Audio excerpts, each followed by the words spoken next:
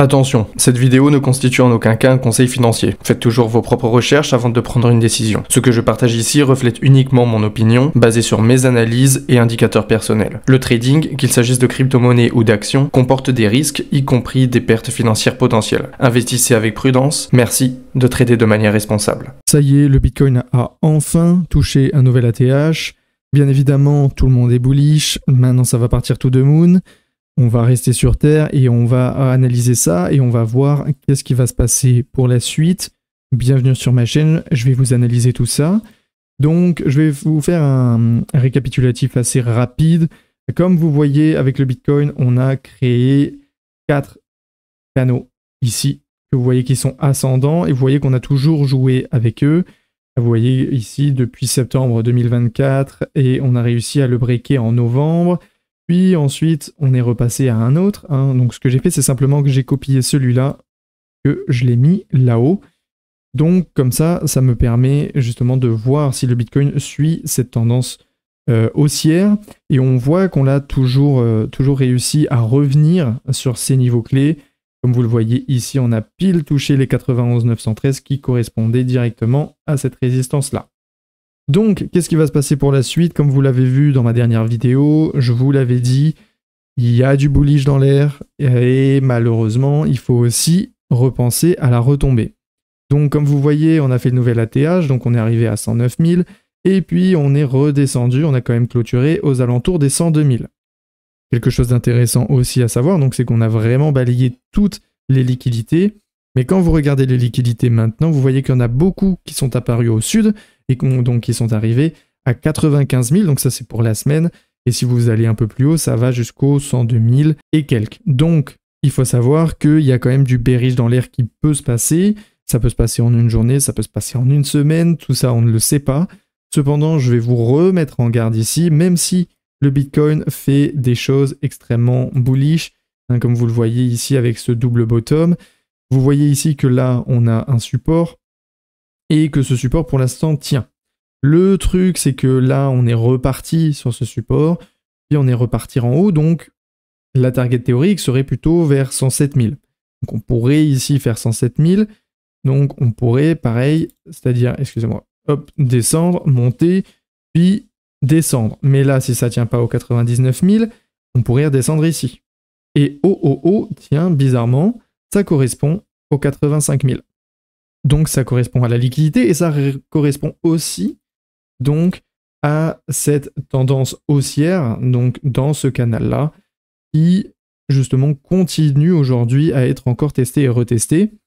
Donc attention à la réintégration du range, parce que qui dit réintégration dit si là aussi ça tient pas, ça peut aussi très bien retrouver le bas du canal. Et le bas de ce triangle plutôt, c'est les 92 000. Donc ça, c'est quelque chose qui peut arriver. D'ailleurs, encore une fois, si vous regardez dans les liquidations, vous en voyez très peu autour des 92 000. Donc, dans la logique, le Bitcoin ferait peut-être 107 000 pour retomber soit 99 000, mais si ça ne tient pas, 95 000, puis tenter de remonter. Ça, c'est quelque chose qui est possible. Mais autre chose, encore une fois, il faut faire très attention, c'est on arrive aux 107 000, on craque jusqu'aux 95 000, on n'arrive pas à redépasser les 98 000, qui veut dire descente aux 92 000, puis on essaie de consolider avec la fin du triangle, on pète le triangle par le haut, et target théorique quand même, ça serait 114 000. Comme vous voyez que cette résistance-là, en vérité, on la respecte très peu, je trouve qu'on la break vraiment assez facilement. Vous voyez, à chaque fois qu'on s'y rapproche, donc là on est descendu, on est remonté, là on est descendu, hop, on est vite remonté.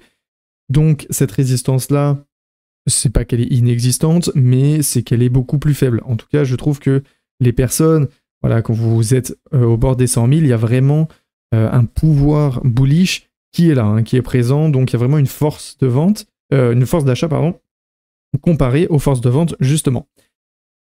Ce que je veux aussi vous dire, c'est que pour la Bitcoin dominance, comme je vous l'avais dit, donc à peu près février-mars, pour l'instant, ça se tient toujours.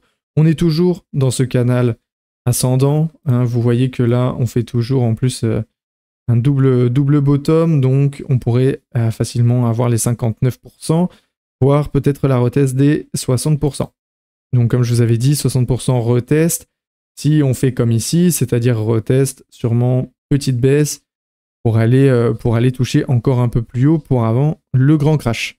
Ou alors simplement recrasher après, ça c'est aussi possible. En tout cas, voilà ce que j'avais à dire pour le Bitcoin. C'est super, c'est bullish. Tous les indicateurs sont bullish. Encore une fois, je vais vous le dire, hein, c'est vrai. On a fait le cross bull ici. On a une stochastique qui fait du cross bull. On a un RSI qui est très faible, hein, quand même, on peut le dire, parce qu'avec le Bitcoin, on a eu vraiment des gros pics, hein, comme on peut le voir ici à 85.